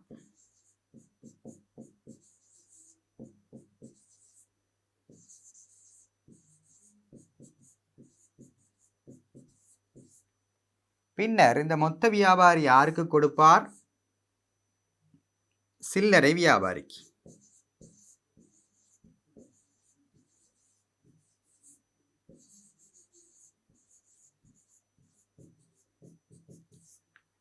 சில்லறை வியாபாரி எங்களுக்கு தருவார். வாடிக்கையாளர் அல்லது நுகர்வோர் என்று சொல்லுவோம். பாருங்கள், இலகுவாக விளங்குகிறது. இவர் உற்பத்தியாளர், பொருளை உற்பத்தி செய்வார். உற்பத்தி செய்து அவர் மொத்தமாக இந்த மொத்த வியாபாரிக்கு கொடுப்பார். மொத்த வியாபாரி மொத்தமான பொருட்களை பல்வேறு சில்லறை வியாபாரிகள் இருப்பார்கள், பல்வேறு சந்தைகள் இருக்கும், அவர்களுக்கு போடுவார். என்ன செய்வார்? அவர்களுக்கு பொருட்களை கொடுப்பார். எனவே ஓரிரண்டு சில்லறை வியாபாரி இல்லை, பல சில்லறை வியாபாரிகள் இருக்கின்றனர். அவர் என்ன செய்வார்? ஒவ்வொருவரும் நுகர்வோருக்கு பொருட்கள் சேவைகளை கொண்டு வந்து தருவார்கள். பல்வேறு நுகர்வோர் இருக்கின்றனர். உலகத்தில் உள்ள அனைத்து மக்களும் நுகர்வோர் என்று சொல்லுவோம். எனவே உற்பத்தியாளர் பல மொத்த வியாபாரிக்கு பொருட்களை வழங்கலாம்.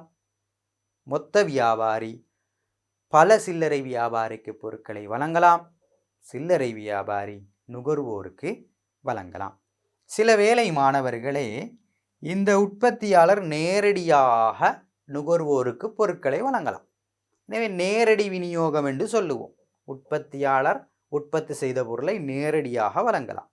அல்லது உற்பத்தியாளர் உற்பத்தியாளர் மொத்த வியாபாரியாக இருந்து கொண்டு சில்லறை வியாபாரிக்கு கொடுத்து நுகர்வோருக்கு பொருட்களை வழங்கலாம். எனவே இதில் பல நபர்கள் இல்லாமல் இருக்கலாம், அல்லது இந்த ஓர்டரில் என்ன செய்யலாம், பொருட்களை வழங்கலாம். எனவே இது உங்களுக்கு மேலோட்டமாக சொன்ன ஒரு விடயம். சாதாரணமாக இந்த ஒரு சங்கிலி தொடர்புல தான் என்ன செய்யும், பொருட்கள் எங்களுக்கு கிடைக்கிறது. எனவே மாணவர்களே, நாங்கள் ஏற்கனவே இங்கு உள்நாட்டு வியாபாரத்தை பார்த்து விட்டோம். இது 2 வகை. 1 சில்லறை வியாபாரம், 2 மொத்த வியாபாரம். எனவே பார்ப்போம், நாங்கள் சில்லறை வியாபாரம் என்றால் என்ன. நாங்கள் பாருங்கள் மாணவர்களை, நாங்கள் வியாபாரத்தை 2ஆக பிரித்தோம். வியாபாரம் 2, 1 உள்நாட்டு வியாபாரம், அடுத்து வெளிநாட்டு வியாபாரம் அல்லது சர்வதேச வியாபாரம். உள்நாட்டு வியாபாரம் 2, அதில் நாங்கள் பார்க்க இருப்பது சில்லறை வியாபாரம். எனவே நாங்கள் இங்கே இருக்கிறோம். சில்லறை வியாபாரம். சில்லறை வியாபாரம் எந்த வியாபாரத்துடைய வகை? உள்நாட்டு வியாபாரத்தின் ஒரு வகை. எனவே சில்லறை வியாபாரம் என்றால் என்ன? சில்லறை வியாபாரம் ஏற்கனவே பார்த்து விட்டோம். நுகர்வோரது தேவைகளை பூர்த்தி செய்வதற்கு, நுகர்வோருக்கு தேவை விருப்பம் இருக்கு. தேவை விருப்பம் என்றால் எங்களுக்கு தெரியும். பூர்த்தி செய்ய பொருட்களும் சேவைகளும் கட்டாயம் தேவை. நுகர்வோரின் தேவை விருப்பங்களை பூர்த்தி செய்ய பொருட்களும் சேவைகளும் கட்டாயம் தேவை. அத்தேவையினை, எங்களுடைய தேவையினை, உணவு, உடை, உறையுள் தேவையினை, இறுதி நுகர்வு நோக்கம், மிக முக்கியமான ஒரு சொல், இறுதி நுகர்வு நோக்கம். யார் இறுதி நுகர்வு நோக்கம் கொண்டவர்கள்? நாம், ஒவ்வொரு மக்களும் இறுதி நுகர்வு நோக்கம் கொண்டவர்கள். இறுதி நுகர்வு நோக்கம் கொண்டோருக்கு பொருட்களை, சேவைகளை விற்பனை செய்யும் நடவடிக்கை. யார் விற்பனை செய்வா? சில்லறை வியாபாரி விற்பனை செய்வார். எனவே சில்லறை வியாபாரத்தில் ஈடுபடும் நபருக்கு சொல்லுவோம் சில்லறை வியாபாரி. எனவே இந்த சில்லறை வியாபாரியுடைய வேலை இறுதி நுகர்வு நோக்கம் கொண்டவர்கள். அவர்கள் கடைக்கு வரக்கூடியவருக்கு பொருட்கள், சேவைகளை வழங்குவது. கடைக்கு வரக்கூடியவர் யார்? இறுதி நுகர்வு நோக்கம் கொண்டவர். எனவே நாம் இறுதி நுகர்வு நோக்கம் கொண்டோருக்கு பொருட்கள், சேவைகளை விற்பனை செய்யும் நடவடிக்கை. இலகுவான ஒன்று பாருங்கள். இறுதி நுகர்வு நோக்கம் கொண்டோருக்கு பொருட்கள், சேவைகளை விற்பனை செய்தல் சில்லறை வியாபாரம் எனப்படும். மீண்டும் ஒரு முறை சொல்லுங்கள். இறுதி நுகர்வு நோக்கம் கொண்டோருக்கு பொருட்கள், சேவைகளை விற்பனை செய்தல் சில்லறை வியாபாரம் எனப்படும். இறுதி நுகர்வு நோக்கம் கொண்டவர் என்பது நாம். சொன்னேன் அல்லவா, மொத்த வியாபாரி சில்லறை வியாபாரிக்கு கொடுப்பார். சில்லறை வியாபாரி மீண்டும் விற்பனை செய்வார் எங்களுக்கு. நாம் அதை பெற்றுக்கொள்வோம். நாம் வேறொருவருக்கு விற்பனை செய்வோமா? இல்லை. எனவே எங்களுடன் முற்றுப்புள்ளி. இறுதி நுகர்வு நோக்கம். இறுதி நுகர்வு நோக்கம் கொண்ட எங்களுக்கு பொருட்களையும் சேவைகளும் வழங்குவது யார்? சில்லறை வியாபாரி. எனவே அந்த நடவடிக்கைக்கு சொல்லுவோம் சில்லறை வியாபாரம். அந்த நடவடிக்கைக்கு சொல்லுவோம் சில்லறை வியாபாரம். அந்த தொழிலில் ஈடுபடுபவர் சில்லறை வியாபாரி. ஓகே, உதாரணம் பார்ப்போமே. பாடசாலையில் நீங்கள் சிற்றுண்டி சாலைக்கு சென்று பொருட்களை கொள்வனவு செய்து உண்ணுகின்றீர்கள், சாப்பிடுகின்றீர்கள். எனவே சிற்றுண்டி சாலையில் காலை உணவை கொள்வனவு செய்கின்றீர்கள். எதற்காக கொள்வனவு செய்கின்றீர்கள்? காலை உணவை பசி, சாப்பிட வேண்டும், அதற்காக கொள்வனவு செய்கின்றீர்கள் அல்லவா? எனவே நான் சிற்றுண்டி சாலையில் ஒரு பொருளை எடுத்து அதனை என்னுடைய நண்பனுக்கு விற்பனை செய்யவா வாங்குகின்றேன்? இல்லை அல்லவா? எனவே சிற்றுண்டி சாலையில் காலை உணவை நாங்கள் உட்கொள்வதற்காக கொள்வனவு செய்தால் நாம் இறுதி நுகர்வோர். சிற்றுண்டிச்சாலை என்பது என்ன? என்ன வியாபாரம்? சிற்றுண்டிச்சாலை என்பது சில்லறை வியாபாரம். சில்லறை வியாபாரம். Very good. இப்பொழுது நாங்கள் இரண்டாவது உதாரணம் பார்ப்போம். பேனை ஒன்றினை நாங்கள் எழுதி கொண்டிருக்கிறோம். பரீட்சை ஒன்றை எழுதி கொண்டிருக்கிறோம். பேனை முடிந்து விட்டது. எனவே ஓடோடி சென்று நாங்கள் ஒரு வணிகத்தில், ஒரு கடையில் பேனை ஒன்றை கொள்வனவு செய்து கொண்டு வருகிறோம். எதற்காக கொள்வனவு செய்கிறோம்? நான் இதனை பயன்படுத்த எழுத வேண்டும். என்னுடைய பேனை முடிந்து விட்டது. எனவே எழுத வேண்டும் என்பதற்காக நான் வாங்குகிறேன். நான் இறுதி நுகர்வு நோக்கம் கொண்டவன். எனவே இந்த குமார் வணிகம் என்பது என்ன வியாபாரம்? குமார் வணிகம் என்பது என்ன வியாபாரம்? சில்லறை வியாபாரம். இறுதி நுகர்வு நோக்கம் கொண்ட எனக்கு அவர் விற்பனை செய்திருக்கிறார். எனவே குமார் வணிகம் ஒரு சில்லறை வியாபாரம். பாருங்கள் அடுத்து. விமல் பசி காரணமாக மாம்பழங்களை கடைக்கு சென்று வாங்கினான். மாம்பழங்களை வாங்கினான். விமல் எதற்காக வாங்கினான்? பசி, உண்ண வேண்டும், மாம்பழங்களை வாங்குகிறான். எனவே மாம்பழங்களை வாங்கிய அந்த கடை, பலசரக்கு கடை அல்லது கடை, அந்த கடைக்கு நாங்கள் என்ன வியாபாரம் என்று சொல்லுவோம்? சில்லறை வியாபாரம். எனவே நன்றாக விளங்கியிருக்கும். சில்லறை வியாபாரம் என்பது இறுதி நுகர்வு நோக்கம் கொண்ட எங்களுக்கு பொருட்கள் சேவைகளை விற்பனை செய்தல். இங்கு விமல் ஒரு இறுதி நுகர்வு நோக்கம் கொண்டவன். இங்கு நான் பேனை வாங்குகிறேன். நான் இறுதி நுகர்வு நோக்கம் கொண்டவன். இங்கு காலை உணவை கமல் வாங்குகிறான் என்று வைத்துக் கொள்வோம். கமல் ஒரு இறுதி நுகர்வு நோக்கம் கொண்டவன். எனவே அவருக்கு விற்பனை செய்த நபர் சிற்றுண்டிச்சாலை ஒரு சில்லறை வியாபாரம். குமார் வணிகம் ஒரு சில்லறை வியாபாரம். பின்னர் இந்த கடை நாங்கள் சொல்லுவோம் சில்லறை வியாபாரம். எனவே இங்கு உங்களுக்கு பரீட்சையில் இந்த நோக்கத்தை வைத்து தான் என்ன செய்வார்கள்? மாற்றி மாற்றி தருவார்கள். எனவே சில்லறை வியாபாரம் என்றால் இறுதி நுகர்வு நோக்கம் கொண்டவர்களுக்கு பொருளை விற்பனை செய்திருக்க வேண்டும். அதன் பின்னர் அவர் அதனை எடுத்து வேறொருவருக்கு விற்பனை செய்யக்கூடாது. எனவே அதற்கு நாங்கள் சொல்லுவோம் சில்லறை வியாபாரம். எனவே உதாரணத்துக்காக நான் ஒரு உருவம் ஒன்றை தந்திருக்கிறேன். பாருங்கள், அந்த படத்தில் மாம்பழங்கள் இருக்கிறது. இந்த மாம்பழங்கள் நாங்கள் இறுதி நுகர்வுக்காக கொள்வனவு செய்தோம். எனவே அதனை விற்பனை செய்த அந்த கடை சில்லறை வியாபாரம். எனவே இலகுவான ஒன்று. சில்லறை வியாபாரம் என்றால் என்ன? இறுதி நுகர்வு நோக்கம் கொண்டோருக்கு பொருட்களை, சேவைகளை விற்பனை செய்யும் நடவடிக்கை. அப்பொழுது நீங்கள் ஒரு சந்தேகம் ஒன்று கேட்கலாம். பொருளை சொல்லிவிட்டீர்கள், மாம்பழம், பேனை எல்லாம் சொல்லிவிட்டீர்களே, சேவைக்கு ஒரு உதாரணம் கிடையாதா என்று கேட்கலாம். நான் ஏற்கனவே சொல்லியிருந்தேன் அல்லவா? சிகை அலங்கார நிலையங்கள், வைத்தியரிடம் நீங்கள் வைத்திய சேவையை பெறுகின்றீர்கள். பின்னர் ஒரு வியாபாரியாக இருக்கிறார். இப்போ சாதாரணமாக சில்லறை வியாபாரம் ஒரு வியாபாரி. அந்த வியாபாரி மேற்கொள்ளக்கூடிய நடவடிக்கை அதுவும் ஒரு சேவை தான். ஒரு கடைக்கு சென்றால் பொருளை நாங்கள் எடுக்கிறோம். அதுக்கு நாங்கள் பொருள் என்று சொல்லுவோம்.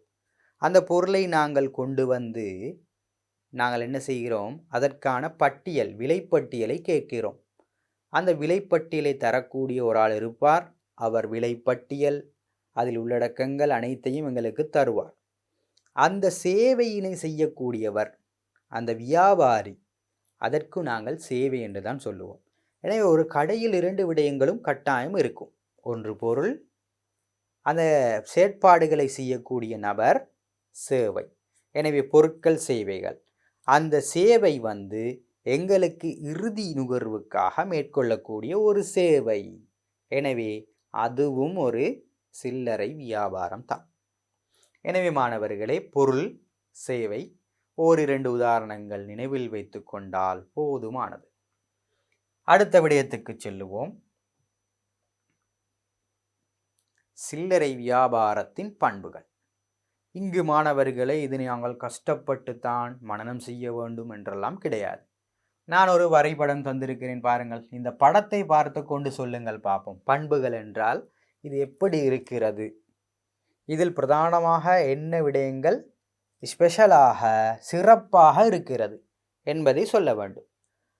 எல்லா வணிகத்திலும் இருக்கக்கூடிய பண்பை பொதுவாக சொல்லாமல் இந்த வணிகத்தில் சிறப்பாக இருக்கக்கூடிய பண்புகள் என்ன இருக்கும் சொல்லுங்கள் பார்ப்போம்.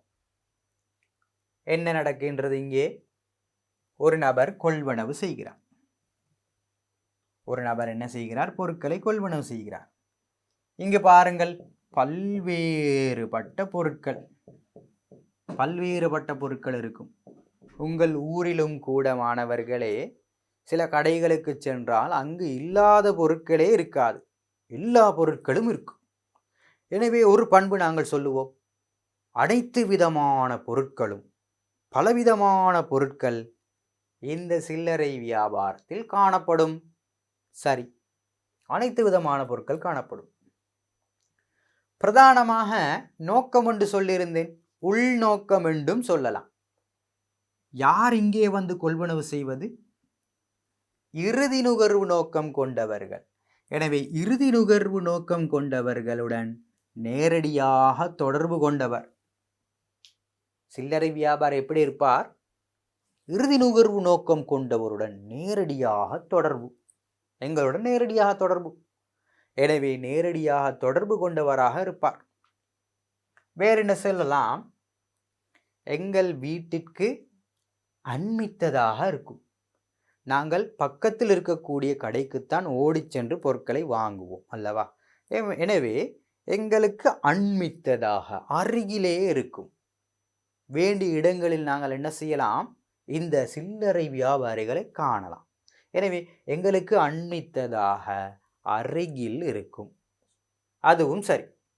எனவே இந்த விடயங்களை நாங்கள் ஒரு கடையினை நாங்கள் சிந்தித்து பார்த்து சொல்லலாம் தானே? இலகுவான ஒன்று. பார்ப்போம். பண்புகள், நன்றாக நினைவித்துக் கொள்ளுங்கள், பண்புகள். எனவே சில்லறை வியாபாரத்தின் பண்புகள் என்ன என்று கேட்டால் 4 விடயங்களை நினைவித்துக் கொள்ளுங்கள், போதுமானது. பாருங்கள், இறுதி நுகர்வோருக்கு இதோ இருக்கிறார். இறுதி நுகர்வோர் கொள்வனவு செய்கிறார். பொருட்கள் சேவைகளை விற்பனை செய்யும், வேறு எதுவுமே விற்பனை செய்யாது. சில்லறை வியாபாரிக்கு ஒரு சிறப்பான பண்பு என்ன? இறுதி நுகர்வோருக்கு பொருட்கள் சேவைகளை விற்பனை செய்யும். மிக முக்கியமான ஒரு நோக்கம், மிக முக்கியமான ஒரு பண்பு. எனவே இறுதி நுகர்வு நோக்கம் கொண்டோருக்கு பொருட்கள் சேவைகளை இவர் என்ன செய்வார்? கொடுப்பார். எனவே அப்படி இருந்தால் அது சில்லறை வியாபாரம். இரண்டாவது பாருங்கள், தனக்கு தேவையான பொருட்களை தேவையான அளவு தேவையான நேரங்களில் பெற்றுக்கொள்ளலாம். எனக்கு தேவையான அளவு, இதில் கொஞ்சம் அரிசி, கொஞ்சம் சீனி, கொஞ்சம் பின்னர் பிஸ்கட் கொஞ்சம் என்று நான் எனக்கு தேவையான அளவு நாங்கள் கொள்வனவு செய்யலாம். சில்லறை வியாபாரி சொல்லுவாரா? ஒன்று எடுங்கள் போதும், அப்படி சொல்லுவாரா? இல்லை. எனவே இங்கு வேண்டிய பொருட்களை நாங்கள் எடுக்கலாம். வேண்டிய நேரங்களில் அவர் திறந்திருந்தால் வேண்டிய நேரங்களில் நாங்கள் பொருட்களை எடுக்கலாம், கொள்வனவு செய்யலாம். வேண்டிய அளவு, தேவையான அளவினை நாங்கள் பெற்றுக்கொள்ளலாம். எனவே இதை நாங்கள் சில்லறை வியாபாரத்தில் தான் காணலாம். எனவே நுகர்வோர் தனக்கு தேவையான பொருட்களை தேவையான அளவு தேவையான நேரங்களில் பெற்றுக்கொள்ளலாம். மூன்றாவது மாணவர்கள், மூன்றாவது பாருங்கள், எமக்கு அண்மித்ததாக காணப்படும். எமக்கு அண்மித்ததாக காணப்படும் நுகர்வோர் என்பவர் நாங்கள் தானே. எங்களுக்கு அண்மித்ததாக மிக அருகில் இருக்கும். எனவே அண்மித்ததாக இருப்பவர் இந்த சில்லறை வியாபாரி. பொதுவாக பிள்ளைகளை நாங்கள் மொத்த வியாபாரத்துடன் ஒப்பிட்டு தான் இதன் வேறுபாட்டை சொல்கிறோம். எனவே இந்த வேறுபாடுகளில் எங்களுக்கு அண்மித்ததாக இருக்கும் சில்லறை வியாபாரம், மொத்த வியாபாரம் அண்மித்ததாக இருக்காது. நான்காவது விடயம், பல்வேறுபட்ட பொருட்கள் காணப்படும். இங்கே சொன்னேன், நீங்கள் சொன்னீர்கள் பல்வேறுபட்ட பொருட்கள் காணப்படுகிறது. உலகத்தில் இல்லாத பொருட்கள் கூட சில கடைகளில் நாங்கள் காணலாம். எனவே அவ்வாறு இருந்தால், பல பொருட்கள் இருந்தால் அதற்கு சொல்லுவோம் நாங்கள் சில்லறை வியாபாரம். எனவே 4 விடயம் மிக இலகுவானதுனா. எனவே மாணவர்கள் பார்ப்போம். சில்லறை வியாபாரத்தின் பண்புகள் 4. 1. நுகர்வோர். எவ்வாறான நுகர்வோர்? இறுதி நுகர்வோருக்கு பொருட்கள் சேவைகளை விற்பனை செய்யும் வியாபாரம் என்றால் அது சில்லறை வியாபாரம்தான். நுகர்வோர் தனக்கு தேவையான அளவு தேவையான நேரங்களில் பொருட்களை பெற முடியுமாக இருந்தால் அது நிச்சயமாக சில்லறை வியாபாரம்தான். நுகர்வோருக்கு அண்மித்ததாக உள்ள வியாபாரம் என்றால் அது சில்லறை வியாபாரம்தான். பல்வேறுபட்ட பொருட்கள் இங்கே காணப்பட்டால் அதுக்கு நாங்கள் சொல்லுவோம் சில்லறை வியாபாரம். எனவே சில்லறை வியாபாரத்தின் பண்புகள் 4 இங்கே நாங்கள் பார்த்து விட்டோம். அடுத்த விடயம்,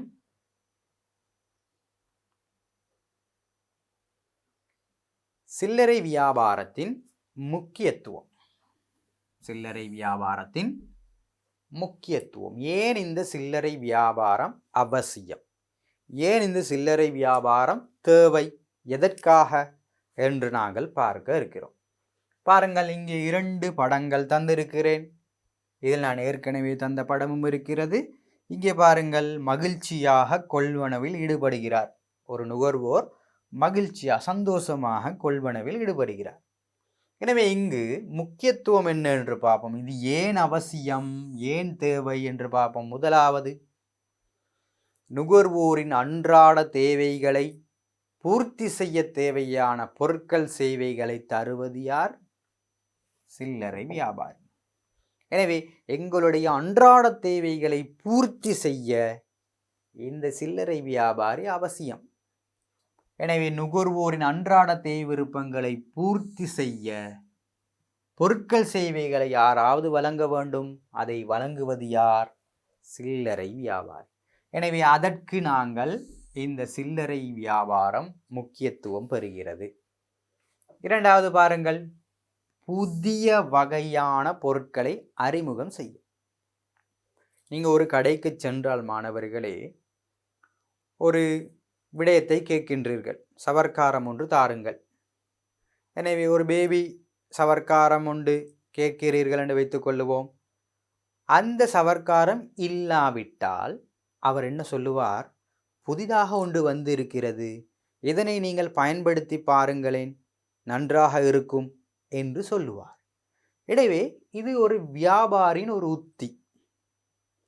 இவர் புதிய வகையான பொருட்களை என்ன செய்வார்? நுகர்வோருக்கு அறிமுகம் செய்வார். இதனை கொஞ்சம் பயன்படுத்தி பாருங்கள், இதனை கொஞ்சம் உண்டு பாருங்கள், நன்றாக இருக்கும். எனவே அவ்வாறு செய்து பார்த்த பின் நாங்கள் அதனை என்ன செய்வோம்? வாங்கத் தொடங்குவோம். எனவே புதிய வகையான பொருட்களை அறிமுகம் செய்வது யார்? இந்த சில்லறை வியாபாரி. எனவே அந்த புதிய பொருட்களை அறிமுகம் செய்வதற்கு சில்லறை வியாபாரம் முக்கியத்துவம் பெறுகிறது. மூன்றாவது விடயம் வருவோம். சில வேளைகளில் கடனுக்கு கூட பொருட்களை இவர் தருவார். கடனுக்கு கூட என்ன செய்வார்? பொருட்களை இவர் தருவார், விற்பனை செய்வார். சில கடைகளில் நாங்கள் பார்த்திருக்கிறோம், ஒரு புத்தகம் ஒன்று வைத்திருப்பாங்க. அந்த புத்தகத்தில் ஒவ்வொரு நபருடைய பெயரும் எழுதி அதில் அவர் வைத்துள்ள கடன் தொகையை எழுதியிருப்பார்கள். மாதத்தின் இறுதியில் எங்களுடைய பெற்றோர் என்ன செய்வாங்க? அந்த கடனை செலுத்துவதற்கு தடுமாறிக்கொண்டு இருப்பார்கள். இதனை நாங்கள் கண்டு இருக்கிறோம் அல்லவா? எனவே யார் அந்த கடனுக்கு தரக்கூடிய நபர்? இந்த சில்லறை வியாபாரி. நாங்கள் சிற்றுண்டி சாலைகளில் கூட கடனுக்கு கொள்வனவு செய்து கொண்டிருக்கிறோம். எனவே கடனுக்கு தரலாம். எனவே கடனுக்கு தரக்கூடிய நபர் சில்லறை வியாபாரி. எனவே சில வேளைகளில், அனைவரும் கிடையாது, சில வேளைகளில் கடனுக்கு கூட பொருட்கள் சேவைகளை அவர்கள் எங்களுக்கு என்ன செய்வார்கள்? தருவார்கள். நான்காவது விடயத்தை பாருங்கள். நுகர்வோர் காட்டும் துலங்களை உற்பத்தியாளனுக்கு அறிவிப்பதன் மூலம் பொருட்களின் தரத்தினை உயர்த்த. நுகர்வோருடன் நேரடியாக தொடர்பு கொண்டது யார்? இந்த சில்லறை வியாபாரி. இந்த சில்லறை வியாபாரி மொத்த வியாபாரியிடமிருந்தோ அல்லது உற்பத்தியாளரிடமிருந்தோ பொருட்களை பெற்றிருப்பார். பெற்றுத்தான் எங்களுக்கு தருகிறார். எங்களுக்கு தரும் பொழுது எங்களுடைய துலங்கள் என்பது நாங்கள் காட்டும் ரியாக்ஷன், அந்த துலங்களை வைத்துக்கொண்டு நாங்கள் காட்டும் நடவடிக்கை, அந்த பொருளுக்கு எங்களுடைய எண்ணம் என்ன, நல்லமா அல்லது அது தீய ஒரு பொருளா, அல்லது நாங்கள் அதனை விருப்பத்தோடு வாங்குகிறோமா அல்லது விருப்பமின்றி நாங்கள் பார்க்கின்றோமா என்ற அந்த துலங்களை, எங்களுடைய துலங்களை யார் நேரடியாக அறிவார்? இந்த நபர், சில்லறை வியாபாரி தான் நேரடியாக அறிந்து கொள்வார். அறிந்து கொண்ட விடயங்களை இந்த உற்பத்தியாளருக்கு, யார் அவருக்கு அந்த பொருளை தந்தாரோ அவருக்கு என்ன செய்வார்? அறிவிப்பார். அறிவிப்பதன் மூலம் அந்த பொருளில் ஏதேனும் குறைபாடுகள் இருந்தால் அதனை என்ன செய்யலாம்? உற்பத்தியாளர் மாற்றிக்கொள்ளலாம். எனவே மாற்றுவதன் மூலம் பொருளின் அந்த தரம் என்ன செய்யும்? அதிகரிக்கும். எனவே அதற்கான வேலையை செய்யக்கூடியவர் இந்த சில்லறை வியாபாரி. எனவே மாணவர்களே, நாங்கள் சொல்லலாம், எங்களுடைய துலங்கள் என்பது நாங்கள் காட்டும் விருப்பு வெறுப்புகள், அதனை உற்பத்தியாளனுக்கு அறிவிப்பதன் மூலம் பொருட்கள் சேவைகளின் தரத்தை உறுதி செய்யலாம் அல்லது உயர்த்தலாம் போன்ற நடவடிக்கைகள் இங்கே இடம்பெறும். எனவே முக்கியத்துவம் பார்த்து கொண்டிருக்கிறோம். சில்லறை வியாபாரத்தின் முக்கியத்துவம் என்ன? முதலாவது, நுகர்வோரின் அன்றாட தேவை விருப்பங்களை பூர்த்தி செய்ய பொருட்கள் சேவைகள் தேவை. அதை தருவதற்கு சில்லறை வியாபாரி அவசியம். புதிய வகையான பொருட்களை அறிமுகம் செய்ய சில்லறை வியாபாரி அவசியம். கடனுக்கு கூட பொருட்களை சேவைகளை வழங்க சில்லறை வியாபாரி முக்கியத்துவம் பெறுகிறார். நுகர்வோர் காட்டும் துலங்களை, விருப்பு வெறுப்புகளை உற்பத்தியாளனுக்கு அறிவிப்பதன் மூலம் பொருட்களின் தரத்தினை என்ன செய்யலாம்? அதிகரித்து கொள்ளலாம். எனவே மாணவர்களே, இங்கு நாங்கள் சில்லறை வியாபாரத்தின் முக்கியத்துவங்கள் என்ன என்று நாங்கள் பார்த்தோம். எனவே தொடர்ந்து செல்லுவோம். சில்லறை வியாபாரத்தின் தன்மைகளுக்கு ஏற்ப பாருங்கள், தன்மைகளுக்கு ஏற்ப எவ்வாறு நாங்கள் வகைப்படுத்த முடியும்? சில்லறை வியாபாரத்தின் தன்மைக்கு ஏற்ப எவ்வாறு நாங்கள் சில்லறை வியாபாரத்தை வகைப்படுத்துவது என்பது தொடர்பாக நாங்கள் இங்கே பார்ப்போம். பாருங்கள், முதலாவது, நிலையான பாரியளவு சில்லறை வியாபாரம். பாரியளவு, இது மாணவர்களே மிக பெரிதாக இருக்கும். சில்லறை வியாபாரம் என்று சொல்லும் பொழுது உங்களுக்கு விளங்கி இருக்கும், இறுதி நுகர்வுக்காக பொருட்கள் சேவைகளை விற்பனை செய்பவர். இங்கு சாதாரணமான ஒரு கடையும் சில்லறை வியாபாரம் தான், பாரிய ஒரு கடையும் ஒரு சில்லறை வியாபாரம் தான், சிகை அலங்கார நிலையங்களும் ஒரு சில்லறை வியாபாரம் தான் என்றெல்லாம் சொன்னீர்கள். இது அனைத்தையும் எவ்வாறு ஒன்று என கருதுவது? ஒன்றா அல்லது நாங்கள் இன்னும் பிரித்து நாங்கள் அறியலாமா என்று பார்க்கும்போது, முதலாவது பாருங்கள், நிலையான பாரியளவு சில்லறை வியாபாரம். நிலையான பாரியளவு சில்லறை வியாபாரம், இதுக்கு நாங்கள் உதாரணமாக சொல்லலாம் சிறப்பு சந்தைகள். பாருங்கள், இங்கே சிறப்பு சந்தைகள் இருக்கின்றது. ஃபுட் சிட்டி, பின்னர் நாங்கள் கீல்ஸ் போன்ற நிறுவனங்களை சொல்லலாம். அங்கே சென்றால் ஒரே கூரையின் கீழ் பல தரப்பட்ட பொருட்கள் இருக்கும். நாங்கள் பொருட்களுக்கு அருகில் சென்று அந்த பொருட்களை என்ன செய்து கொள்ளலாம்? கொள்வனவு செய்து கொள்ளலாம். எனவே பல்வேறுபட்ட பொருட்கள் இருக்கும், மிக பாரிய அளவாக இருக்கும். பாரிய அளவான இருந்தாலும் ஒரு நிலையான ஒரு இடத்தில் இது அமைந்திருக்கும். எனவே அவர்களுக்கு நாங்கள் சொல்லுவோம் நிலையான பாரிய அளவு சில்லறை வியாபாரம். நிலையான பாரிய அளவு சில்லறை வியாபாரம். அதற்கு உதாரணமாக நாங்கள் சிறப்பு சந்தைகள் என்று சொல்லலாம். எனவே இதற்கு கீழ் நாங்கள் ஃபுட் சிட்டி, கீல்ஸ் போன்ற நிறுவனங்களை சொல்லலாம். இரண்டாவது பாருங்கள், நிலையான சிற்றளவு சில்லறை வியாபாரம்.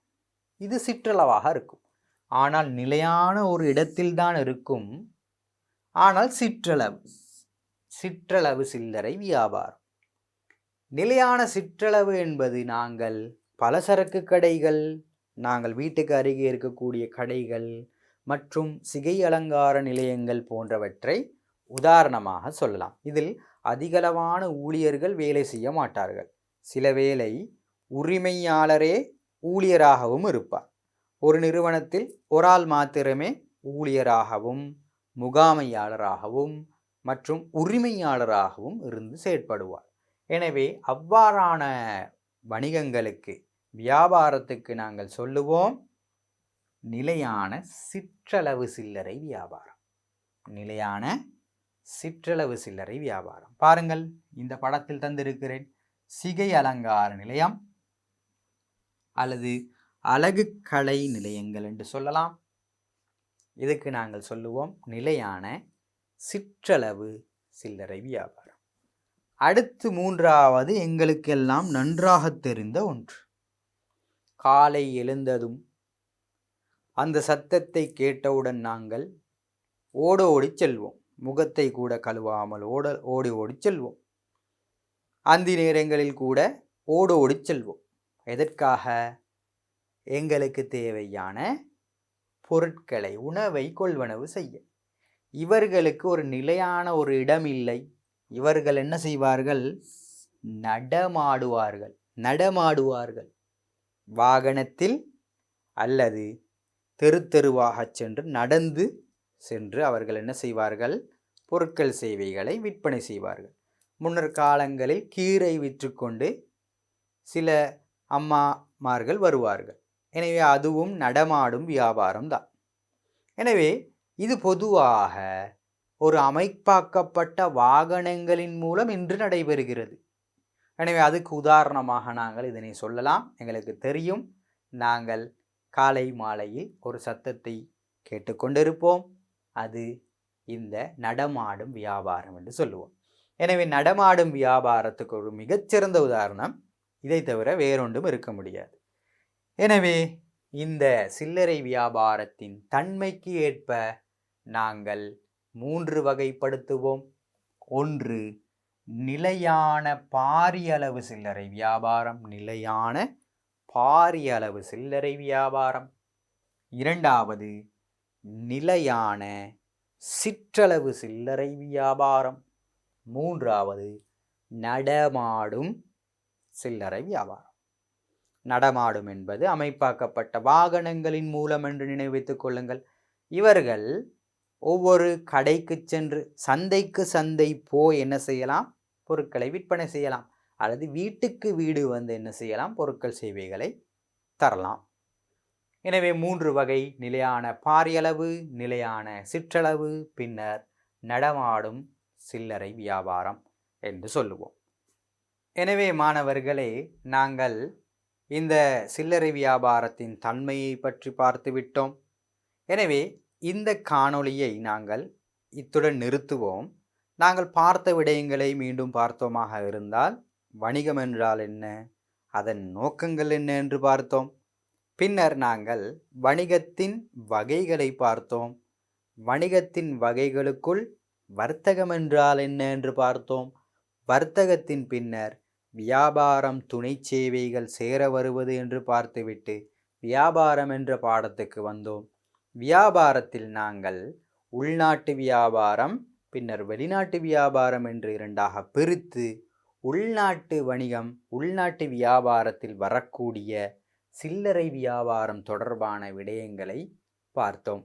எனவே அடுத்த காணொளியில் நாங்கள் இந்த மொத்த வியாபாரம் என்றால் என்ன, சர்வதேச வியாபாரம் என்றால் என்ன என்பது தொடர்பாக பார்ப்போம். எனவே அதுவரையில் விடைபெறுகிறேன். நன்றி, வணக்கம்.